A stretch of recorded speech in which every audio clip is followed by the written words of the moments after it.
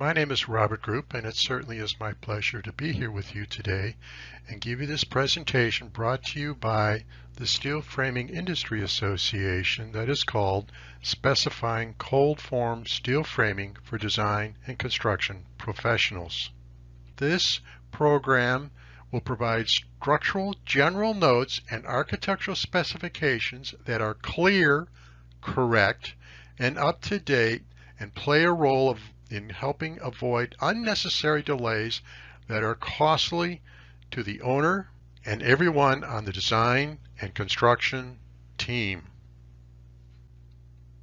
There are 4 learning objectives, and they are: 1, that participants at the end of this course will be able to articulate innovation that has occurred within the cold form steel industry as it relates to cold form steel framing itself. Secondly, participants will be able to translate this innovation into clear and concise architectural specifications. Third, at the end of the course, participants will be able to avoid the challenges during the construction phase through accurate information and communication. And finally, participants will be able to enhance quality assurance on cold form steel framing through architectural specifications. The main goal to achieve this, and what I'm really hoping when I complete this program, that you will have a better understanding of cold form steel framing and how this important information relates to architectural specifications and general notes. To meet the 4 learning objectives, there are 4 main topics. These topics include: what is cold form steel, how is it made, and what are the material's sustainability attributes? What is the difference between non-structural and structural cold form steel framing? Based on results of a survey given by SFIA to contractors, what information is critical to obtain an accurate bid and ultimately a successful project? And finally, there are 2 programs within SFIA that strive to assure code compliance and a quality installation. The first program is focused on the steel framing itself, while the other targets a quality installation. The primary raw materials that comprise steel are iron ore, carbonized coal or coke, and recycled steel. Iron ore is a naturally occurring metallic oxide, an oxide that makes up about 5% of the Earth's crust. Carbonized coal or coke is coal with a high carbon content. Coke is naturally occurring material, and the World Steel Association estimates that there are at least 100 years supply.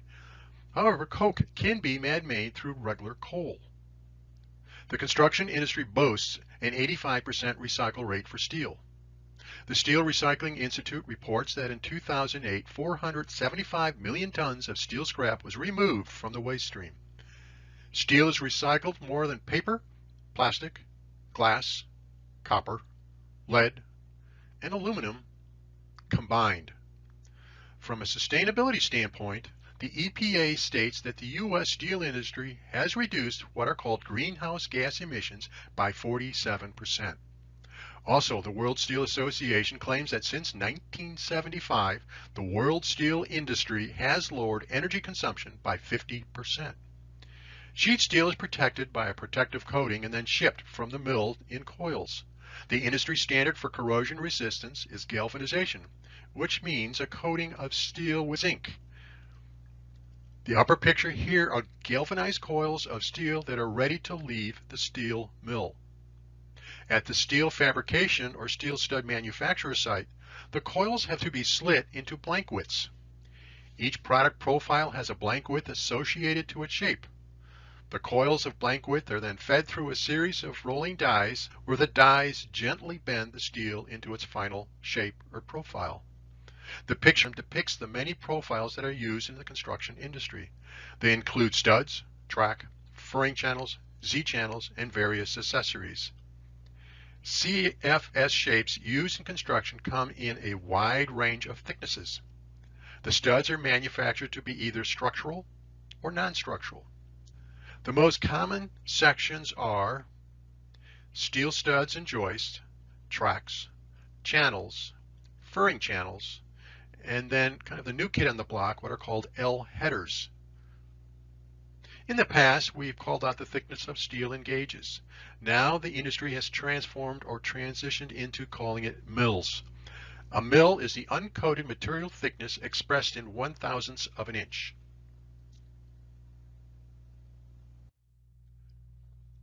The strength and stiffness of cold-formed steel framing members are based on their profile or shape and their material properties. The standard stud joist profile is shown here on the right. It is made up of stiffening lips. They can be described as the small returns that come off the flange and in the diagram run vertically. They help stiffen, which is a critical function, the two horizontal lines that are the flanges. The web is a single long line that is running vertically in the diagram. The industry has adopted a standard nomenclature protocol to simplify how the individual members are designated. The naming is based on the four descriptors that define the profile and therefore the strength and stiffness of the member. The first descriptor is a number that provides the member depth. Member depths are given in 1/100ths of an inch, therefore a 3 5/8 inch stud is called a 362. The second defines the overall profile of the member. There are basically 5 profiles that make up the cold form steel line.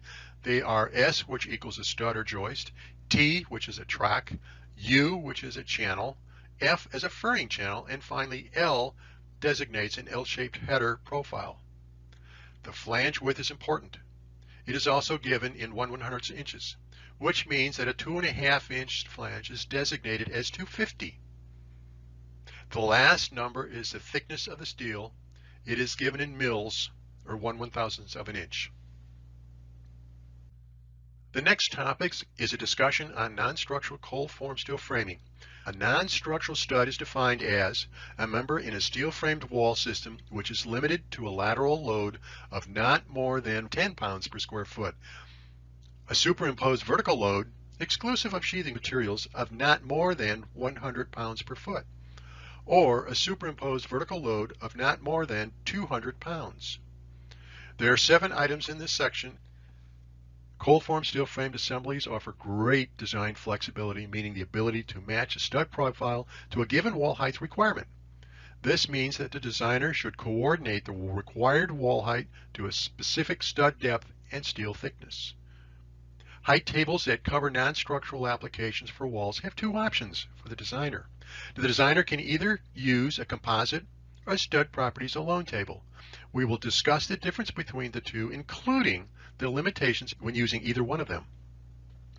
A few years ago, the SFIA initiated a code compliance program. We will cover what that program is and why it is important to specifiers.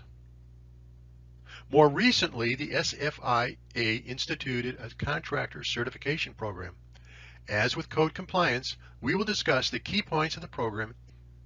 The International Building Code, IBC, is transitioning to referencing AISI standards.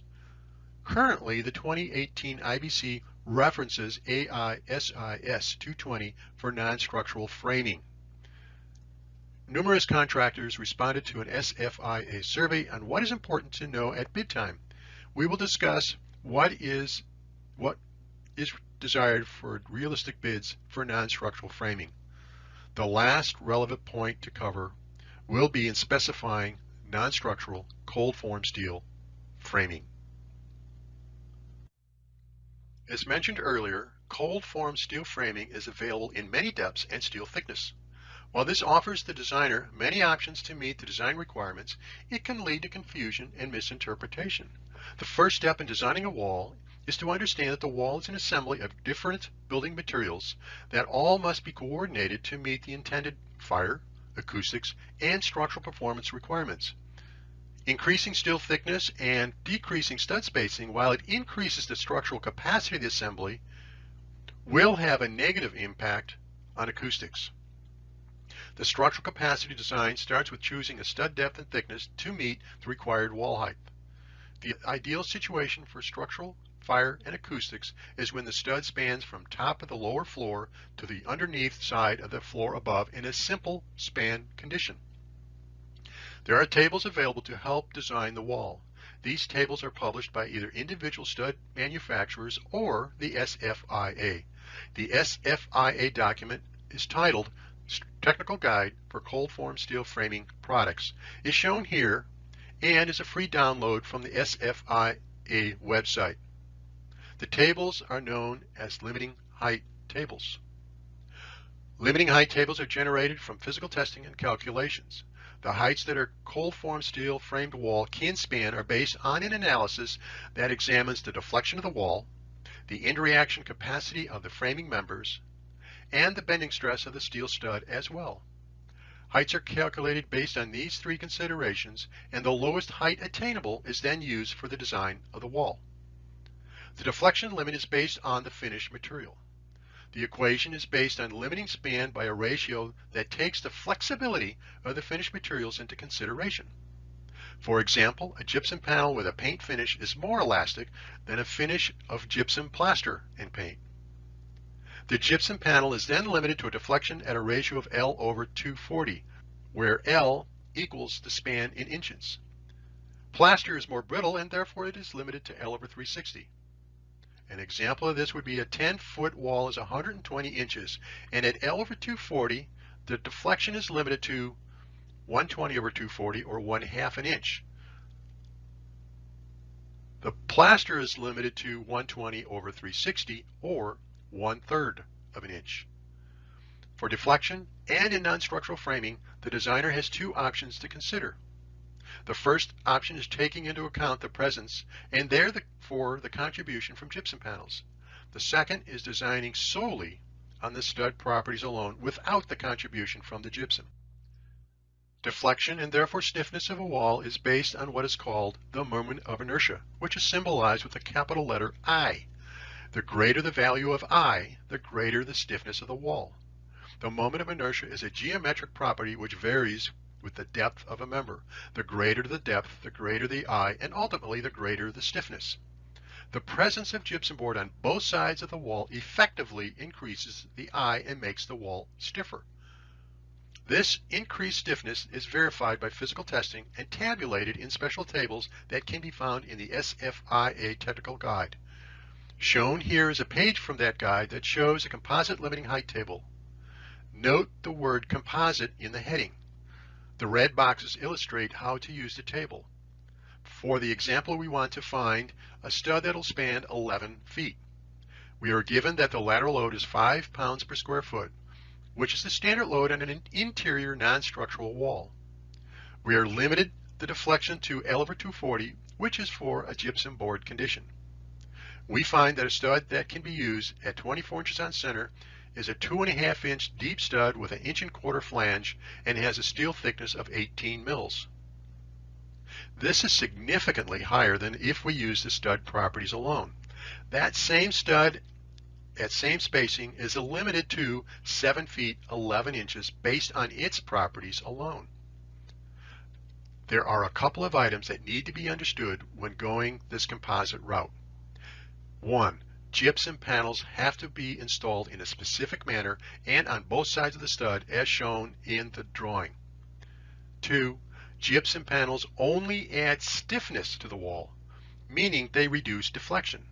They do not contribute to bending stress or shear capacity of the assembly. Those are based on steel properties alone.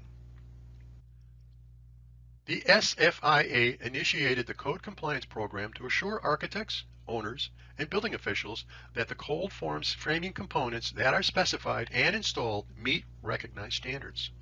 All framing manufacturer members must comply with this program. To ensure the integrity of the certification, the program is administered by a recognized independent third-party Intertech who periodically performs unannounced visits to member plants and audits the individual products. The products must meet or exceed the requirements established in the applicable building codes and subsequent reference standards. Specific to non-structural framing, the following is audited. 1. The physical properties table, and 2. Composite and non-composite limiting height tables. Recently, SFIA has also initiated a contractor certification program. The program enables professional contractors to distinguish themselves in the competitive landscape by demonstrating proficiency in cold form steel framing. Certified SFIA contractors receive recognition for continuous improvement, education and training, and quality control systems, all of which are independently verified via a written test and rigorous observation of cold form steel installation techniques. These observations must be done by a licensed engineer. Certified contractors adhere to the SFIA quality management system and the code of ethics, which promote industry standards that ultimately lower costs and speed approvals. Designers that specify SFIA contractors are assured of obtaining a contractor that is experienced and well qualified to install cold form steel framing that will meet project requirements and be building code compliant. Bare steel must be protected against corrosion. Cold form steel framing members therefore must have a minimum level of resistance to meet applicable standards and building code requirements. Recently, there was a significant change in applicable standards that all should be aware of, and that is in the 2018 IBC, it only references AISIS 220, which is called North American Standard for Cold Form Steel Framing Non-Structural Members. This is a change for prior versions of IBC referenced ASTM C645 standard specification for non-structural steel framing members. Both standards set the minimum requirements for a cold form steel non-structural framing member to meet. Further, they call for a G40 or equivalent coating to be in all framing members. The G means that the coating is galvanized or has a zinc coating that is bonded over the bare steel. The 40 designates the amount of zinc that is present based on the weight of the zinc coating itself. The or equivalent clause is meant to accommodate innovation by allowing coatings that meet the level of corrosion resistance afforded by the G40. This equivalency is not new, but recent advances in technology make new coatings available. Some framing manufacturers are utilizing this, and the construction administrator should be aware as they review manufacturers' literature during the submittal process. Contractors tell us that some of the specifications they see have inaccurate or outdated requirements for corrosion-resistant coatings. This can lead to confusion, conflicts, and project delays. It is advised that Section 922.16 be reviewed and modified as needed. Conflicts between specifications, partition schedules, and what is required is unfortunately not uncommon. The specified product may not meet the partition schedule, which may not meet the actual project requirements. As mentioned earlier, selecting the proper framing member is a balancing act between the fire, sound, and structural requirements. Partition fire tests are based on the thinnest stud depth. If the wall is tested with a 3 5/8 inch deep stud, it cannot be substituted with a stud that is 2.5 inches deep. If a sound test was run with an 18 mil stud at 24 inches on center, it cannot be substituted with a 30 mil stud at 16 inches on center. From a structural standpoint, if the desired depth of stud based on required wall thickness will not span the required height, then accommodations are required to make it work. These modifications will have some impact on fire and acoustical performance. Also, from a structural standpoint, it is important to use the appropriate limiting wall height table for determining the correct stud to meet a given wall height. Generally, there are two types of framing products available in the market. The studs can either be generic or proprietary. Generic tables can be viewed similar to the structural steel or red iron industry. That is, where the manufacturers roll the same profile, use the same steel thickness. All the span tables for wall, floor, and roof are based on generic framing profiles. Also, for non-structural framing, there are two options or two tables that are available for framing member selection. The two options are composite or stud properties alone. This was discussed earlier. There's a new generation of non-structural framing that is available. Some manufacturers have manipulated both the material properties and the profile to provide an equivalent framing member. Thus, the term EQ studs has come into vogue, and there is an SFIA training program available that delves into this new technology.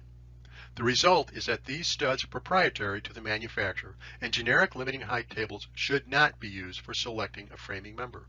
These proprietary tables also offer a composite and non-composite designs. The result is that there are several tables that are available, and the designer should match the stud type to the proper table. Contractors also tell us that it is important that the construction documents clearly indicate lateral loads and if there are any special loading conditions. Building codes typically require an interior non-structural partition to be designed to accommodate a 5 pounds per square foot lateral load. That is considered a minimum, and higher loads may either be desirable or required based on design considerations. If there are any deviations, they should clearly be communicated in the construction documents. Also, it is important that the contractor understand what deflection limits are required for wall types. In general, the following are offered for consideration. L over 120 is suitable for walls that can be flexible. L over 240 is suggested for walls clad with gypsum panels. L over 360 is for finished materials that tend to be brittle, such as plaster and tile. Some cladding materials require special consideration. Cement boards, tile backer panels, and high-performance gypsum panels designed for increased abuse resistance are examples. Cement panels require a 30 mm minimum steel thickness, and the stud spacing is limited to a maximum of 16 inches on center. If the wall is intended to be covered with tile, then the TCNA requires that the steel framing must have a 33 mm minimum steel thickness and a spacing at a maximum of 16 inches on center. High-performance gypsum panels, specifically those designed for increased abuse resistance, may require 30 mm studs. The Gypsum Association has recommended the use of steel framing with a base metal thickness of 0.0296 inches. Or 30 mm when using abuse and impact resistant panels. They do suggest that if the design is for thinner steel down to 0.019 thickness, then the panel should be installed with a sharp point fine thread or a sharp point high-low thread fastener. They should also use, or the mechanic should also use, a screw gun with a reduced RPM down to 2,500 RPMs. Another key piece of information that should be communicated before bid is the anticipated movement of a floor system. What may seem as a minor difference of 3/4 of an inch will drastically change the required head of wall solution. Vertical deflection of floors at some point require highly specialized solutions. These will significantly change the bid as well as impact the sequencing of a project. The construction documents should clearly state the required floor deflection. Mentioned earlier was that acoustical performance, that is, STC of an assembly, will be affected by the thickness of the steel and the spacing of the studs. Assembly design must account for fire, sound, and structural performance.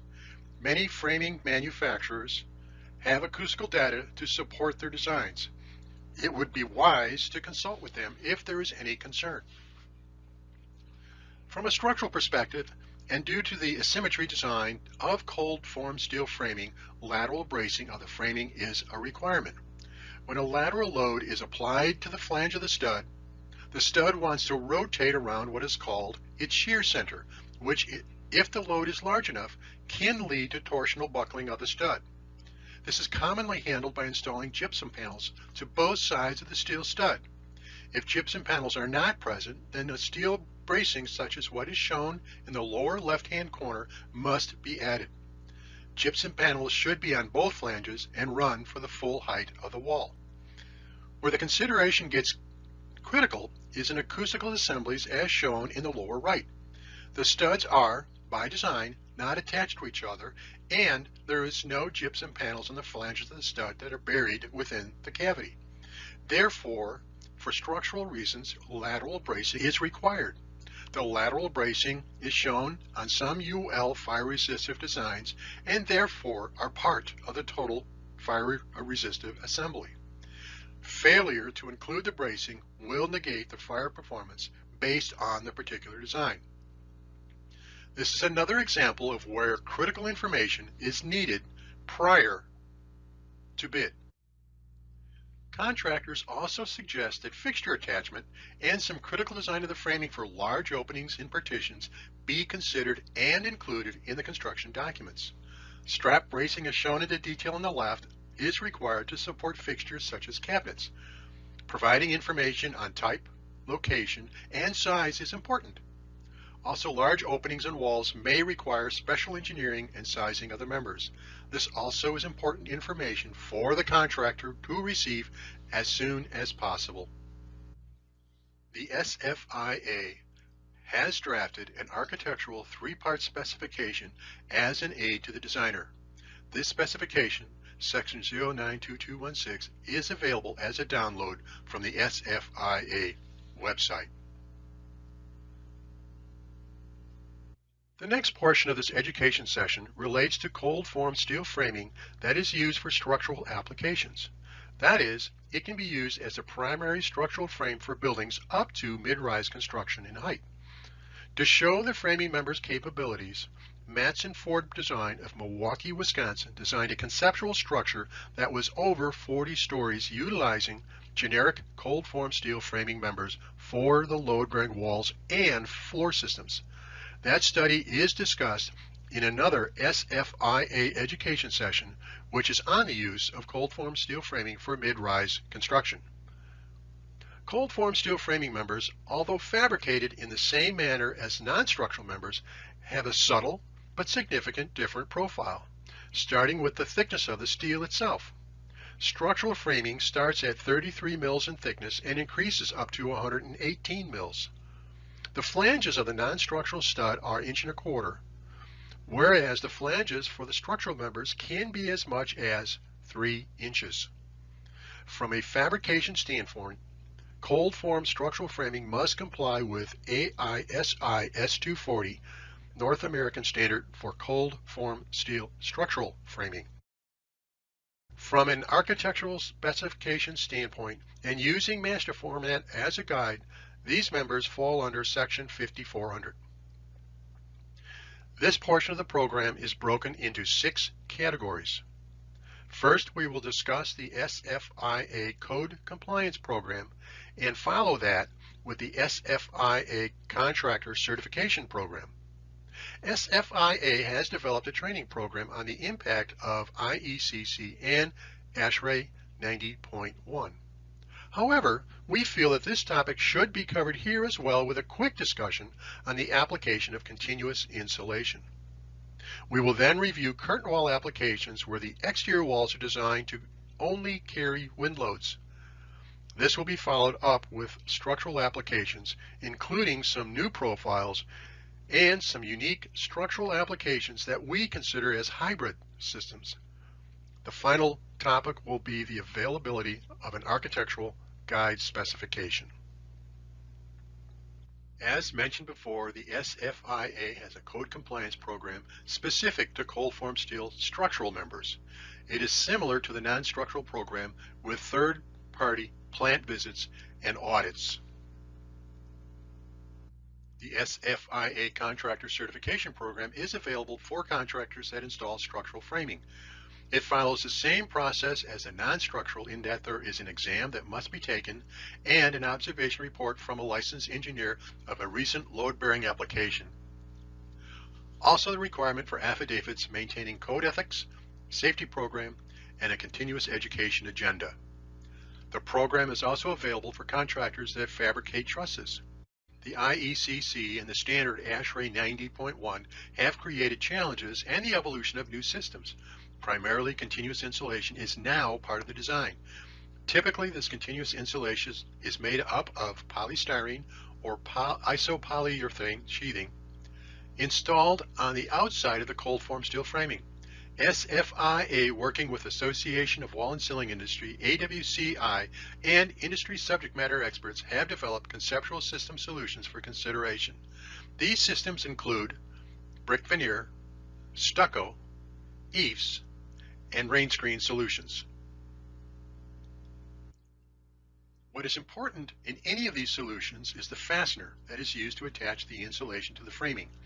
As a result of the IECC requirements and the use of continuous insulation, there has been significant growth in the fastener industry. Special fasteners, as shown in the lower right, have been developed along with new fastener technology and fastener load tables specific to this type of installation. The table shown here is taken from the International Building Code and is table 2603.12.2 and provides data designed to match the fastener to the thickness of the insulation, to the cladding weight, to fastener and furring spacing. The ideal structural design of cold form steel framing calls for a vertical alignment of all studs and joists. The joists, including roof and floor framing, including trusses, would then be installed directly over the supporting stud. Sometimes that is not possible, and load distribution members are included to transfer the load. One example of a load distribution member is the introduction of an L-shaped profile. In the picture on the lower right, we see two L headers. In this case, the L profile is serving two purposes. The first is to distribute the load over the punched opening. The second is to provide an attachment point for diagonal strap bracing that is being used for wind resistance. C-profile members are now available with a 3-inch flange. This flange increases the allowable bending stress on the framing, plus increasing the load capacity. An added bonus for this larger flange is a greater surface area for the attachment of continuous insulation. Hybrid systems means the introduction of proprietary profiles and even structural tubes within the cold form steel framing. These profiles are used to effectively carry forces down to the foundation. This all leads to obtaining greater building heights using cold form steel framing. The use of cold form steel framing for curtain wall applications is a popular solution. There are 3 ways that the framing can be used. The first is called a flyby system that calls for the steel framing to run vertically continuous over the structural floor line. The second is called an infill solution and is where cold form steel framing is interrupted at each floor line. The third condition is called a spandrel condition, where the framing is only used at the floor line. Whichever solution is selected, differential building movement must be accommodated. That is where the superstructure will move different than the curtain wall. For the flyby system, specially designed clips, as shown in these images, transfer the wind load back to structure while allowing for vertical movement of the spandrel beams.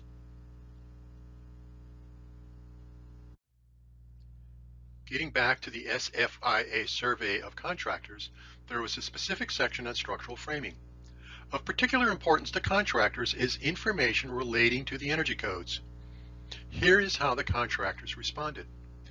Clearly specify air-water barriers to match the exterior cladding. There are many air-water barrier systems on the market, and not all systems are compatible with the various cladding. For example, a double-layer building paper is not suitable for a bondable cladding such as eaves. Not all sealants are compatible with a specific barrier system. While the air-water barrier is considered a single system, it is comprised of many different elements that must be compatible to the structure, to each other, and to the final cladding. Also, some combinations of barriers and claddings may trigger the requirement for a special fire test.